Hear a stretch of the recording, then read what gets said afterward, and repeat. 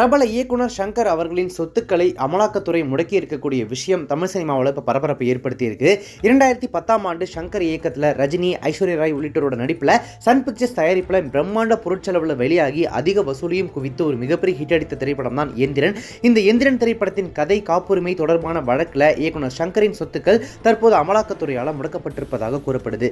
இதில் சங்கருக்கு சொந்தமான 10.11 கோடி ரூபாய் மதிப்பிலான 3 அசையா சொத்துக்கள் முடக்கப்பட்டுள்ளதாக தகவல்கள் வெளியாகி இருக்கு. எந்திரன் திரைப்பட கதையின் காப்புரிமை குறித்தான இந்த வழக்கில் 2011ஆம் ஆண்டு இயக்குனர் சங்கர் மீது எழுத்தாளர் ஆரூர் தமிழ்நாடன் என்பவரால் எழும்பூர் குற்றவியல் நீதிமன்றத்தில் தொடரப்பட்டிருந்தது. அப்போது இது குறித்து ஆரூர் தமிழ்நாடன், ஜூகிபா கதைக்கும் எந்திரன் கதைக்கும் பல ஒற்றுமைகள் இருக்கின்றன. என் கதையை திருடி எந்திரன் திரைப்படத்தை எடுத்து இயக்குனர் சங்கர் மோசடி செய்திருக்கிறார். காப்புரிமை சட்டப்படி இது கிரிமினல் குற்றம் அப்படின்னு சொல்லி குற்றம் சாட்டி வழக்கு தொடர்ந்திருந்தாரு. யாருடைய கதையும் நாங்கள் திருடவில்லை, இது எங்களுடைய கதை தான் அப்படின்னு சொல்லிட்டு ஆரூர் தமிழ்நாடன் இந்த வழக்கை எதிர்த்து இயக்குனர் சங்கரும் தயாரிப்பாளர் கலாநிதி மாறனும் சென்னை உயர்நீதிமன்றத்தில் மனு தாக்கல் செய்திருந்தாங்க. இதையடுத்து சென்னை உயர்நீதிமன்றத்தில் நடந்த இந்த வழக்கில் ஜூகிபா கதைக்கும் எந்திரன் படத்துக்குமான 16 ஒற்றுமைகளை பட்டியலிட்டு காட்டியிருந்தார் ஆரூர் தமிழ்நாடன். இதை உறுதி செய்த நீதிபதி இந்த வழக்கை தொடர்ந்து நடத்த அனுமதி வழங்கினார். அந்த வகையில் 2011ஆம் ஆண்டு தொடரப்பட்ட இந்த வழக்கு பல ஆண்டுகளாக நடைபெற்றுக் கொண்டிருந்தது. இந்த நிலையில் தான் தற்போது இந்த வழக்கின் அடிப்படையில் சங்கருக்கு சொந்தமான 10.11 கோடி ரூபாய் மதிப்பிலான 3 அசையா சொத்துக்கள் முடக்கப்பட்டுள்ளன.